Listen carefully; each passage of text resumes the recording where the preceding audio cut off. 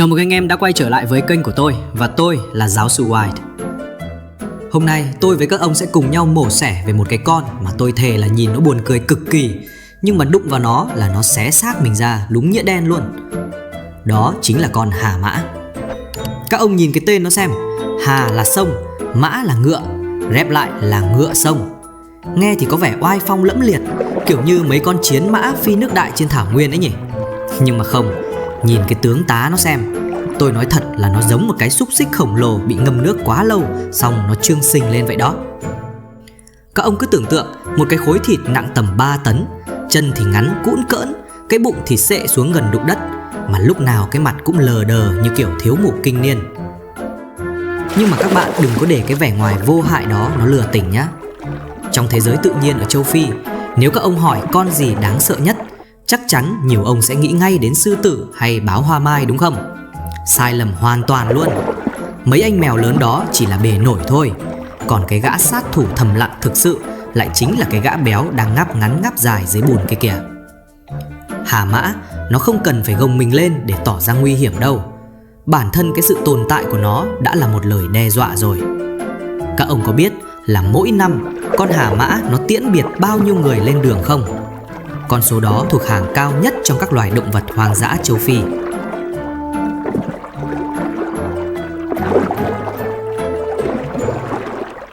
Thế nên là từ nay về sau, thấy nó thì cứ gọi là anh hà cho nó thân thiện, chứ đừng có thấy nó béo mà khinh. Nó húc một cái là bay màu đấy các ông ạ.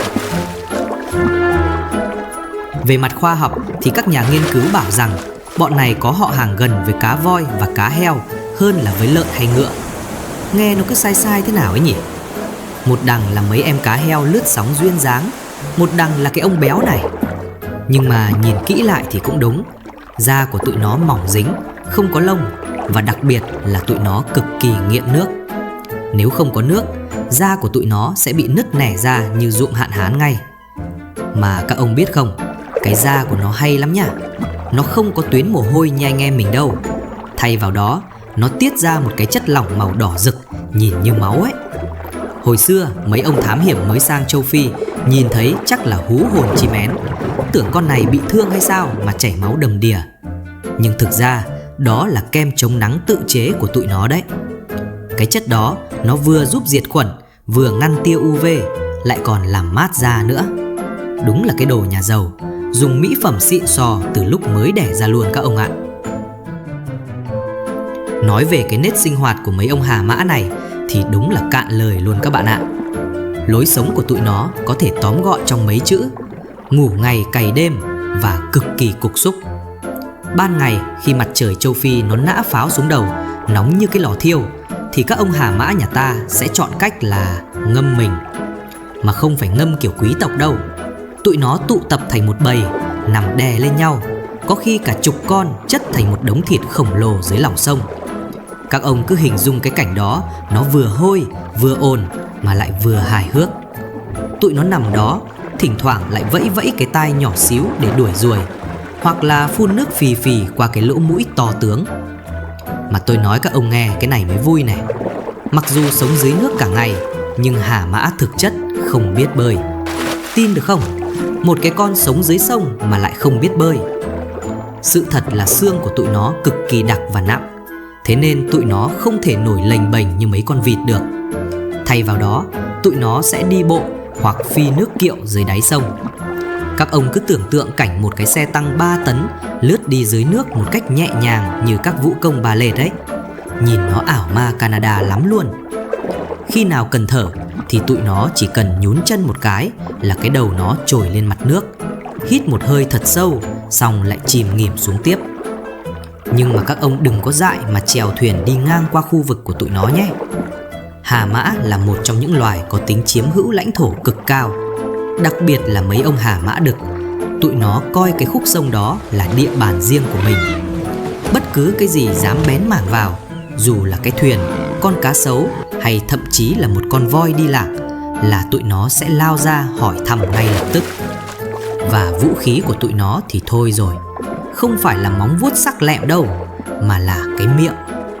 Cái miệng của hà mã có thể mở rộng đến 150 độ, tức là gần như một đường thẳng luôn các ông ạ. Bên trong đó là những chiếc răng nanh dài tới gần nửa mét, cứng như thép và sắc như dao. Nó không dùng răng để nhai cỏ đâu.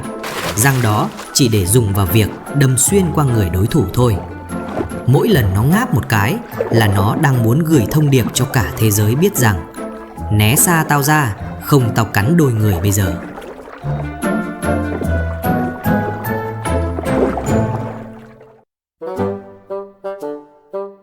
Nếu ở phần trước tôi đã nói về cái diện mạo gây cười của chúng, thì bây giờ hãy cùng đi sâu vào một khía cạnh cực kỳ mặn mòi và mang tính khoa học cao. Đó là chuyện duy trì nói giống. Các bạn biết không, trong thế giới của Hà Mã không có chuyện làm quen nhẹ nhàng hay tặng hoa tặng quà đâu. Để có quyền tiếp cận một nàng Hà Mã cái, gã được đầu đàn phải chứng minh được bản lĩnh chủ thầu của mình qua một nghi thức mà tôi cam đoan là các bạn nghe xong sẽ thấy rùng mình. Đó là màn quất đuôi tán phân. Về mặt khoa học, đây là cách Hà Mã Đực đánh dấu lãnh thổ bằng mùi hương và khẳng định vị thế của mình. Nó sẽ đứng xoay lưng lại phía đối thủ hoặc bạn tình, vừa đi ngoài vừa quất cái đuôi ngắn ngủn của mình liên tục như một cái quạt máy công suất lớn. Kết quả là gì? Phân và nước tiểu sẽ bị bắn tung tóe đi khắp nơi, bao phủ một diện tích rộng lớn. Đối với con người thì đó là thảm họa vệ sinh.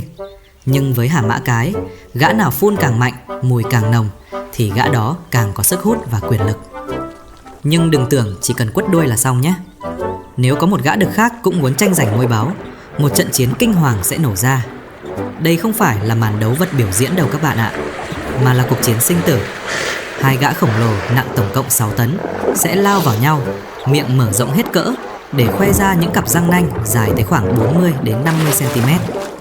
Các bạn lưu ý là răng Hà Mã không phải dùng để nhai, vì chúng là loài ăn cỏ nên răng hàm mới dùng để nghiền. Còn răng nanh phía trước chỉ có một nhiệm vụ duy nhất: trở thành những mũi giáo đâm xuyên qua lớp da dày 6 cm của đối thủ. Những vết thương này thường sâu đến mức chạm tới nội tạng, và không hiếm trường hợp kẻ thua cuộc sẽ phải bỏ mạng vì mất máu hoặc nhiễm trùng sau trận chiến. Kẻ thắng cuộc sẽ chiếm trọn quyền giao phối với tất cả con cái trong đàn, một đặc quyền tối thượng nhưng cũng đầy rẫy nguy hiểm. Sau khi cuộc chiến vương quyền kết thúc và quá trình giao phối diễn ra thành công, thường là diễn ra ngay dưới nước để giảm bớt áp lực trọng lượng cho cả hai, nàng Hà Mã cái sẽ bước vào thời kỳ mang thai kéo dài hơn 8 tháng, chính xác là từ 240 đến 250 ngày. Các bạn có thấy điều gì lạ không? Trong khi những loài thú lớn khác như voi mất tận 2 năm thì Hà Mã lại sản xuất khá nhanh. Nhưng điều kỳ diệu nhất nằm ở khoảnh khắc sinh con. Hà Mã mẹ sẽ tách đàn, tìm một vùng nước nông, yên tĩnh để hạ sinh. Hà Mã con chào đời ngay dưới nước, nặng tầm 30 đến 50 kg, tức là bằng một người trưởng thành rồi đấy. Vừa mới lọt lòng, bản năng đầu tiên của Hà Mã con không phải là chạy như ngựa hay đứng dậy như bò, mà là nhún chân để ngoi lên mặt nước lấy hơi. Nếu không làm được điều này trong vòng vài giây đầu đời, nó sẽ chết đuối ngay lập tức. Các bạn có thể tìm thấy những đoạn phim cực kỳ cảm động trên mạng về cảnh Hà Mã mẹ dùng cái mõm khổng lồ của mình nhẹ nhàng đẩy con lên mặt nước. Đó là sự giao thoa giữa sức mạnh hủy diệt và tình mẫu tử thiêng liêng. Trong vài tuần đầu, Hà Mã mẹ cực kỳ hung dữ, sẵn sàng tấn công bất cứ thứ gì dám lại gần con mình, kể cả là sư tử hay cá sấu. Thậm chí, nó còn phải canh chừng cả những con Hà Mã đực khác trong đàn, vì đôi khi sự độc đoán của con đực đầu đàn có thể dẫn đến hành vi giết con non để ép con cái động dục trở lại. Một sự thật nghiệt ngã của thiên nhiên mà không phải ai cũng biết.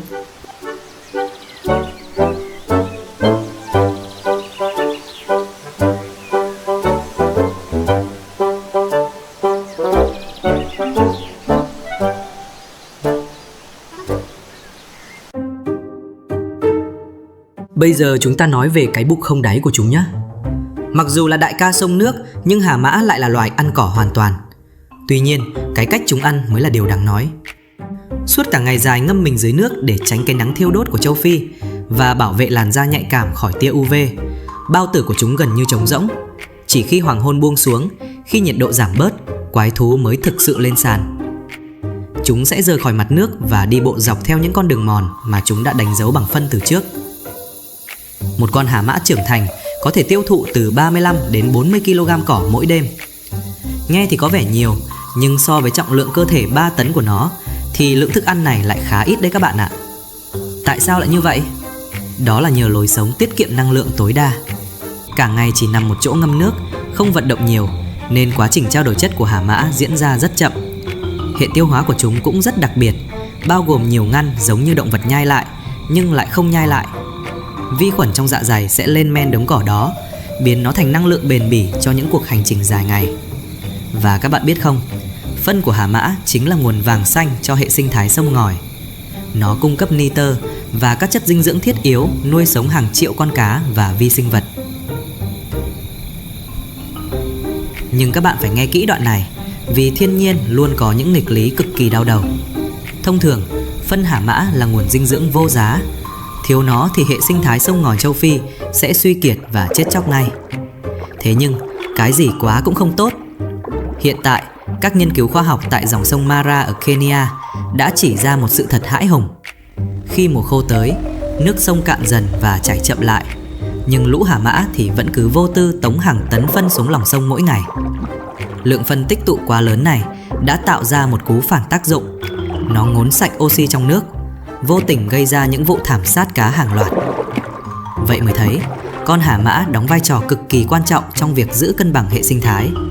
Nhưng nó cũng giống như một con dao hai lưỡi vậy. Vừa là kẻ ban phát sự sống, vừa có thể là nguyên nhân của những thảm kịch thiên nhiên chỉ vì cái thói quen xả thải vô tội vạ của mình.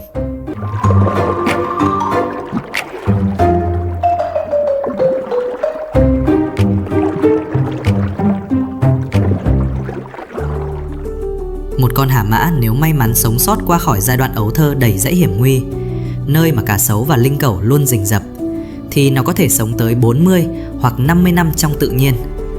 Trong suốt nửa thế kỷ đó, nó sẽ trải qua hàng ngàn trận chiến, sở hữu một cơ thể đầy vết sẹo như những tấm huân chương của sự sinh tồn. Tuy nhiên, thời gian không chừa một ai. Khi tuổi già ập đến, vũ khí quan trọng nhất của hà mã là hàm răng sẽ bắt đầu bị mòn đi. Đối với một loài ăn cỏ, răng mòn đồng nghĩa với án tử hình. Chúng không thể nhai cỏ hiệu quả, cơ thể bắt đầu suy kiệt, và đó là lúc những kẻ săn mồi như sư tử mới dám thực sự ra tay. Sự kết thúc của một con hà mã già thường rất bi thảm, nhưng lại là một bữa tiệc sinh tồn cho cả hệ sinh thái. Xác của nó sẽ nuôi sống hàng trăm con kền kền, linh cấu và cá sấu trong nhiều tuần liền. Cuộc đời của hà mã là một vòng lặp hoàn hảo, lấy năng lượng từ cỏ, trả lại dinh dưỡng cho sông qua phân, và cuối cùng hiến dâng thân xác mình cho đất mẹ. Đó là sự sòng phẳng của tự nhiên mà chúng ta cần phải ngả mũ thán phục.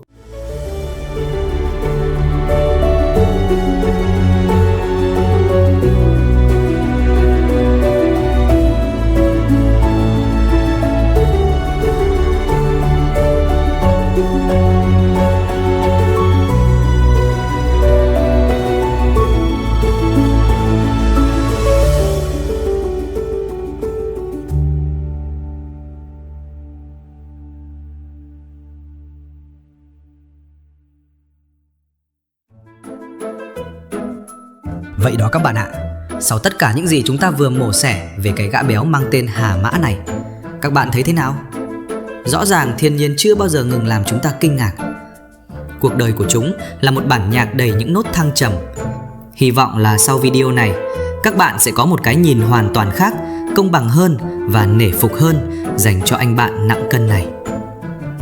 Nhưng mà câu chuyện về thế giới hoang dã thì nó còn dài và ly kỳ hơn cả mấy bộ phim hành động Hollywood nhiều. Và nếu các bạn cũng giống như tôi, luôn bị ám ảnh và cuốn hút bởi những điều bí ẩn, những quy luật khắc nghiệt nhưng đầy nhân văn của tự nhiên, nhấn vào cái nút đăng ký kênh và bật luôn cái chuông thông báo lên.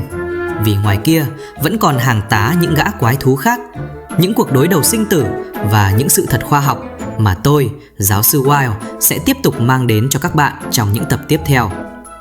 Sự ủng hộ của các bạn chính là nguồn kem chống nắng xịn nhất để tôi tiếp tục dấn thân vào những vùng đất khắc nghiệt này đấy.